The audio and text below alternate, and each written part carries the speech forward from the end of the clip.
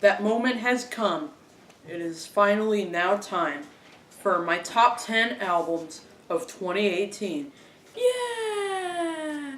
Which these are the albums that I feel were most important to the breathless year that was 2018. And these are all just my opinion. So don't freak out if there's something that may be in your top 10 that's not on here. Here, because some of them either like didn't really make it onto the list, or some of them made it into my top 50 list, just not in the top 10. And I also will show these albums and the albums that I do happen to have hard copies of, I will show those too. Anyway, let's just get right to it. So for my number 10, shout out to the Spanish singer known as Rosalia for the album Mal Querer, one of the most tasteful fusions of Spanish flamenco music with pop and R&B that I've heard of this decade. Rosalia is a singer-songwriter who was raised on these kind of traditional Spanish flamenco sounds. And she did start doing her own sort of music in 2017 with her debut, where she took that flamenco sound and like kind of, dirtied it up a little bit, gave it a little more modernization, which of course the purists were not happy about. Here she transitions from like simple yet strangely complex Spanish guitar-driven music into much more streamlined pop aesthetics, but yet she's improved as a vocalist and as a lyricist as well. I mean, her voice, like, it not only does it show you that she is Spanish, but also it reminds me of like Arabic music a little bit, and it's like very cinematic, and whether she's like belting or singing kind of softer on some of the beautiful ballads on here, she really does bring a lot of personality to her performance, and the production's really cool. While there is definitely more accessible pop elements in there, there's also definitely some really cool experimentation, whether it be like strings or really interesting samples and stuff like that. And the music videos that she had made for some of these songs I thought were really cool too. The visuals really brought the music to life, I thought.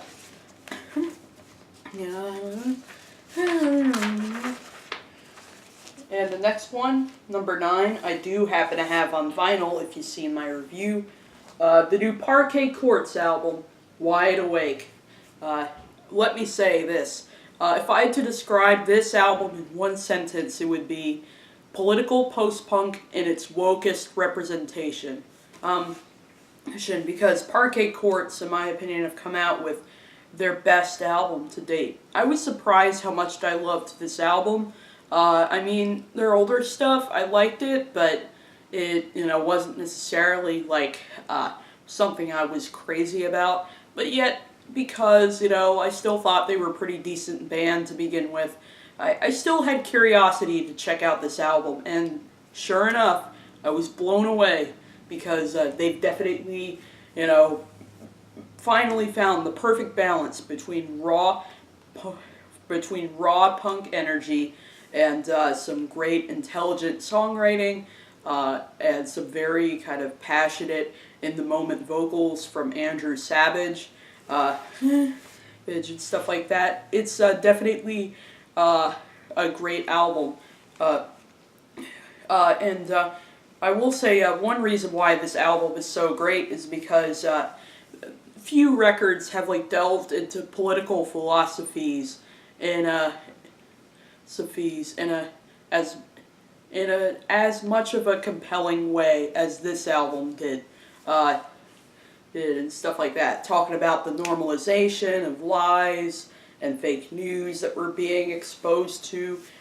And this is also the band's most ambitious and versatile album to date. They worked with Danger Mouse on this album, so that really shows kind of the different sounds they experiment with here on this album. But don't let that scare you. He's not watering down the sound. Rather, the band sounds as raw and as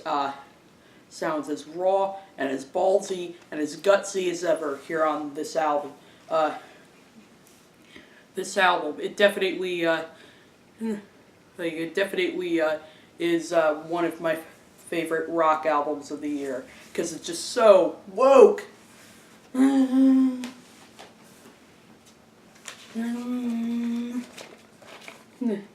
And next at number 8, this album was definitely one of the most important hip-hop albums of the year. It did start this new conversation in music about, like, how long is an album, but more importantly, it gave us that laser-focused statement that 2018 would have desperately lacked if we didn't have this album.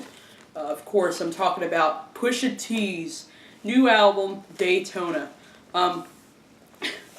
This record is 21 minutes long across 7 songs, which, back in the day, that would have been considered an EP.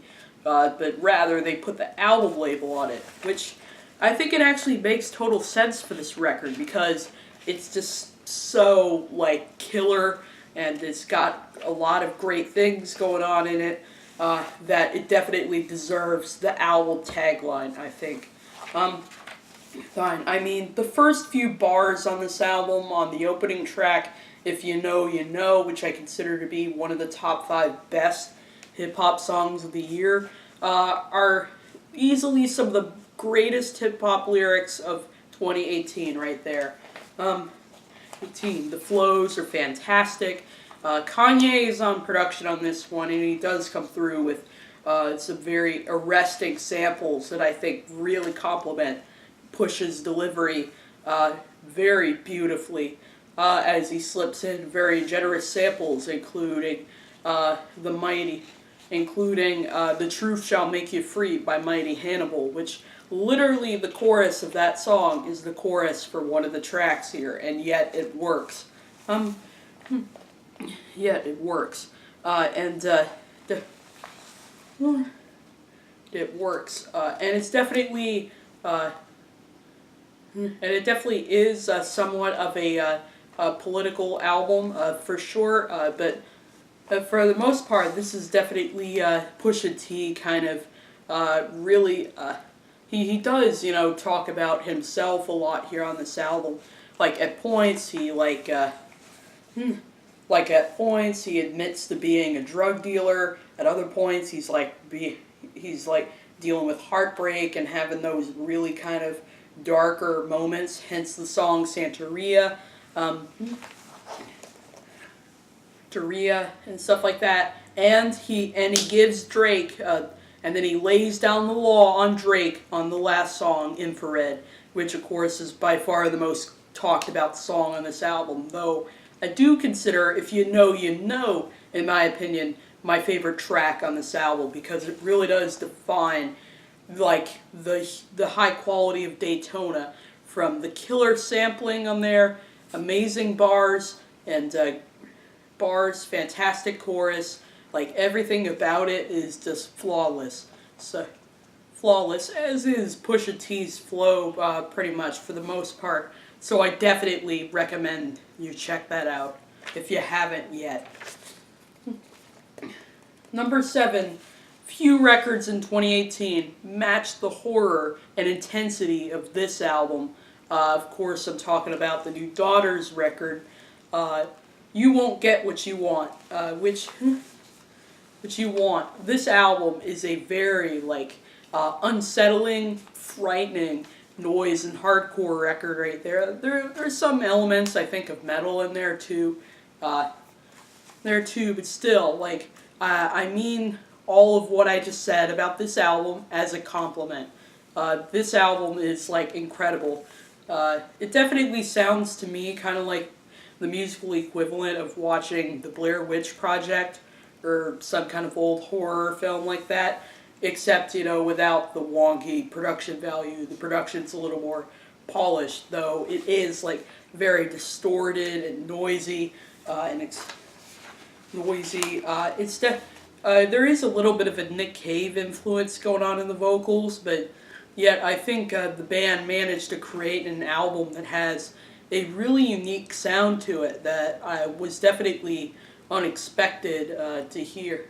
It sounds unlike anything I've heard in 2018 otherwise. Otherwise, some very haunting, disturbing lyrics to be found on this album too. Like, even in this album's quietest moments, it never feels at ease. It's at ease and stuff like that. Yeah, it's definitely the kind of album that I do highly recommend, but if you are watching this at 2 in the morning and you want to listen to this album right after you watch this video, be sure to leave the lights on because it will scare the hell out of you. But I mean that in a good way. Number 6. As much as I love the Pusha T album this year, it wasn't really my second favorite hip-hop album of the year. That tagline goes for Noname and her new album, Room 25, which the Chicago rapper follows up her fantastic debut album, Telephone, and improves on it. Creates an album that is definitely even more gorgeous than the last one, so it's definitely the kind of record where right from listening to the first notes of the song itself, I was like, this is going to be a gorgeous album. Be a gorgeous album. It's a little more low-key and darker, I would say, than her debut, which definitely had a very happy-go-lucky vibe going on about it, even though that one did have some dark topics going on in there too. But it's like no less beautiful and powerful, for sure. It's definitely got some very beautiful, lush production on here. I love the string arrangements that the producer named Foilix, or however you say his name, brought to the record, to the album. The guest singers, I think, really added a lot to this album too. Considering Noname's got kind of an off-kilter delivery, you do kind of have to balance it out with other singers and rappers. Like, some of the singers on here did a great job. Like Adam Ness's hook on the song Prayer Song, or Raven Lay's performance on the song Montego Bay was definitely very, like, sweet as honey. But then also some of the guest rap verses on here I thought were really good. Especially Saba's verse on the song Ace definitely added a lot, as did Smino's hook on that song. His hook on there. And I love how this album pretty much, kind of like the Father John Misty album. Some of its events seem to take place in a hotel, pretty much. But it's definitely less, depressing, and definitely a little more beautiful and introspective, because she definitely deals with the struggles of growing up here on this album too. When she kind of delves into her past a little bit, but yet she definitely doesn't, dwell on it. Rather, she kind of builds from it. And now this is the true climactic moment of this video, my top 5 albums of the year. So be sure to get excited. And I have all 5 of these albums in hard copies. Imagine that. So I'm going to start with this one. Number 5, this one is probably my indie rock album of the year, for sure. Because this one only grew on me the more I listened to it. Mitski, Be the Cowboy!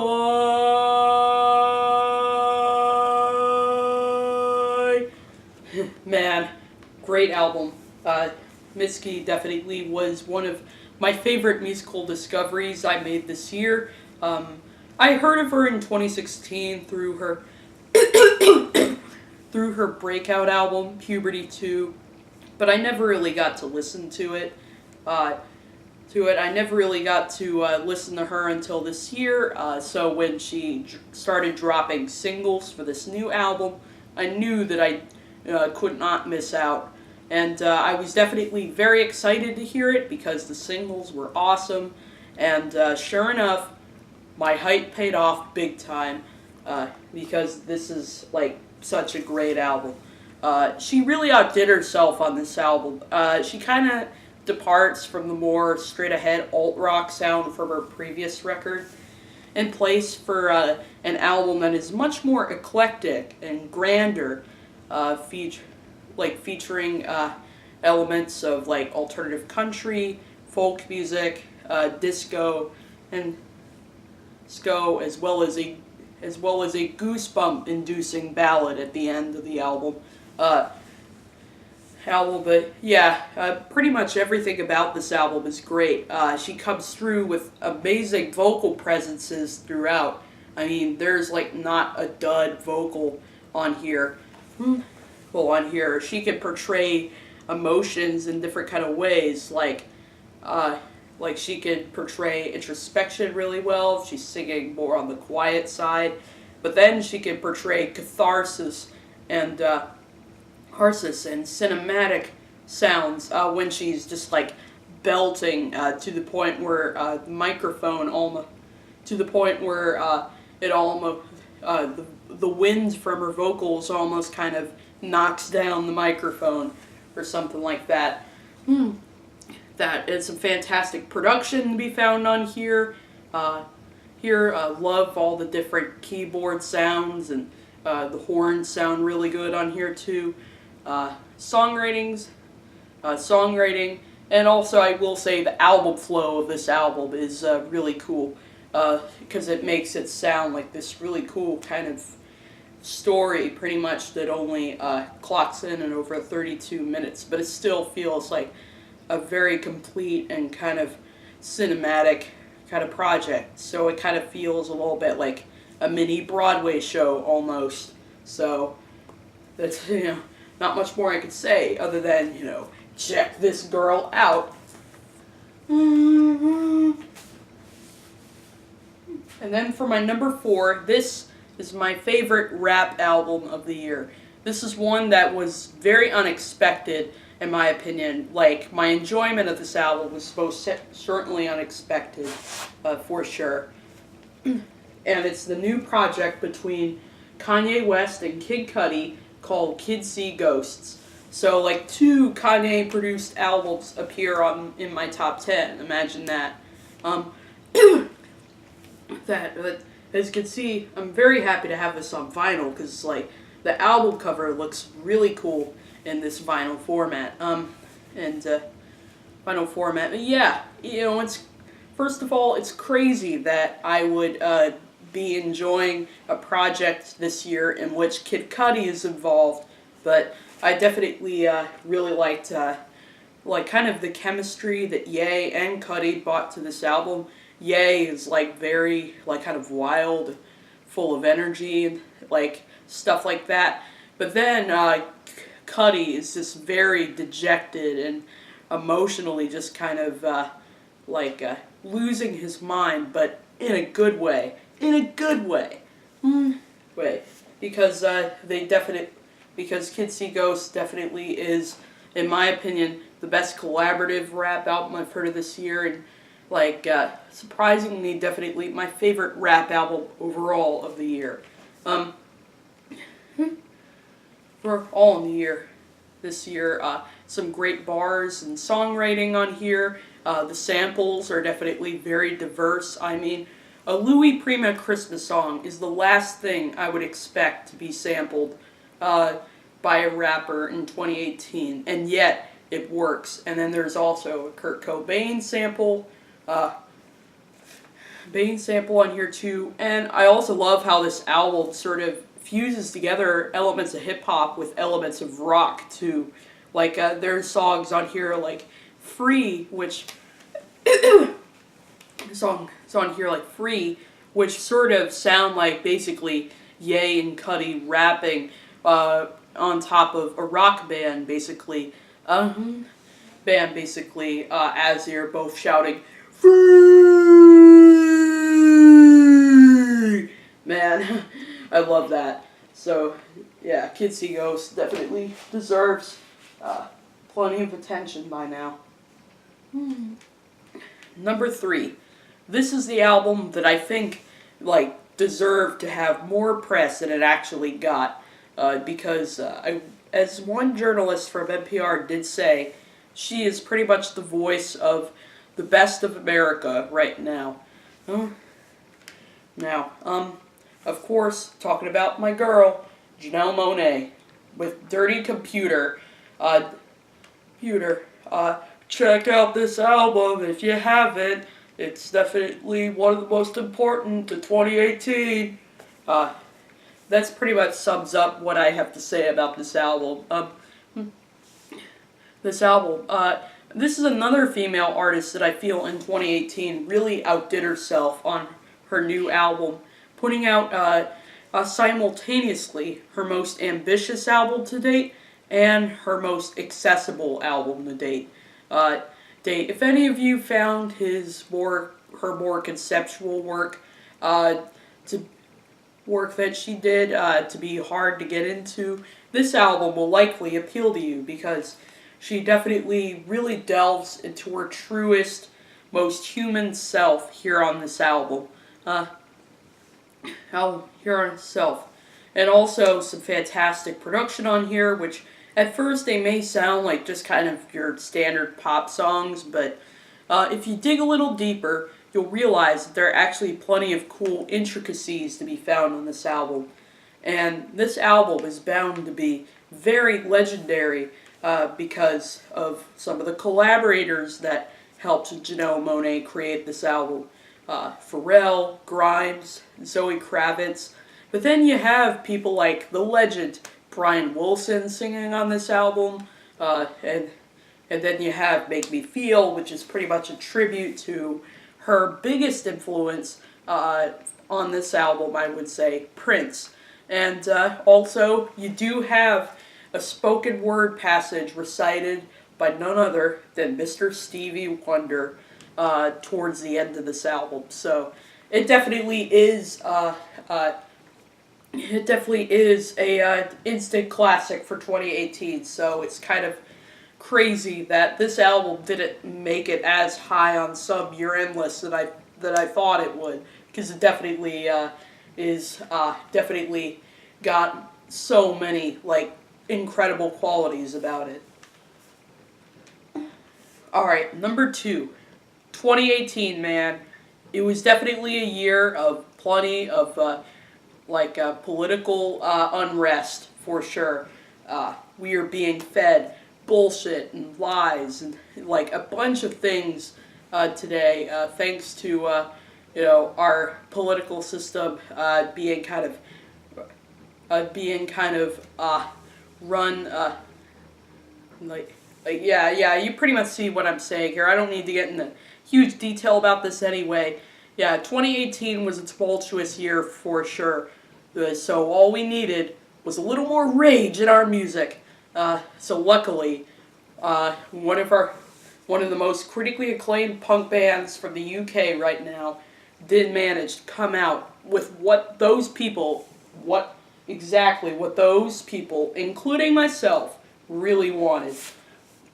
Of course, I'm talking about Idol's Joy as an Act of Resistance. Yeah! Man, this record, Idols, really kicked my ass this year in 2018. For any of you who were kind of in a bad mood, and you're just kind of, thinking about all the terrible stuff that's being talked about in our news and stuff like that, let me suggest this, don't vent about it. Instead, listen to this album, because I guarantee you, it will fix everything for you. This album is just like, everything about it is amazing. Killer energy on this thing, killer songwriting, writing some great boozy choruses to be found on here, plenty of swagger, some very clever lyrics to be found in here. I mean, when's the last time you heard a reference to Harry Potter in a punk song? Which, of course, I'm talking about glam rock. Rockin'. Also, I will say this album is by far Idol's at their most accessible and ambitious to date. They've really improved upon their impressive debut album, Brutalism, from last year. And shows that this band has definitely more than a bright future ahead of them. For sure. It's definitely, it's most certainly not only the punk album of the year for me, but it's also, in my opinion, one of the best punk albums of the decade. So, and really not much more I can say about this album. Except, let me say this. Idols, come to Baltimore, please! Alright. The moment has come. I'm now gonna reveal my #1 album of the year. If you've seen my review for this album, you probably know that this album was very likely to be my album of the year. I mean, I'm wearing a t-shirt for that album right now. So, see if you can guess who it is. I'll give you a hint. It's not Astroworld by Travis Scott. Alright. It's coming. Kacey Musgraves. Golden Hour! Man, this album definitely is the true masterpiece of 2018, in my opinion. Everything about it is great. The songwriting, her vocals, the production, the album flow, and the vibes, the hooks. Everything about it is just done to perfection. Not one thing is not just incredible on here. It's definitely. I will say this: Kacey Musgraves has very much improved and gotten better as a singer ever since I first met her back in 2014. Making by far her best album to date. She does kind of tone down the more kind of witty sort of lyrics from her first couple of albums and plays for something a bit more personal and more accessible lyrically. But yet it was definitely necessary for her to do that because, she kind of needed to sort of leave more room for her songwriting to mature, and also for her to kind of explore new sounds musically. She worked with Daniel Tashian and Ian Fitchuk on this record, which sort of helped her create this album that's more, I would say, singer-songwriter kind of inspired than country, and also adding, I think, a bit of an indie rock tone to this album because they did have Sean Everett do most of the mixing for this album. Anyway, I could go on and on about this album all day because it is it's such a beautiful record. It makes me happy when I listen to it. If I'm having a bad day, this album will just make everything better. And High Horse, I will say, is definitely my single of the year. High Horse. I could listen to that one all day. So, this album was definitely the perfect soundtrack for 2018. Alright, I think we're about running out of time there. But that's it for my top 10 albums of 2018. And I'll see you for the next episode of Album of the Day. And have a happy new year, everyone.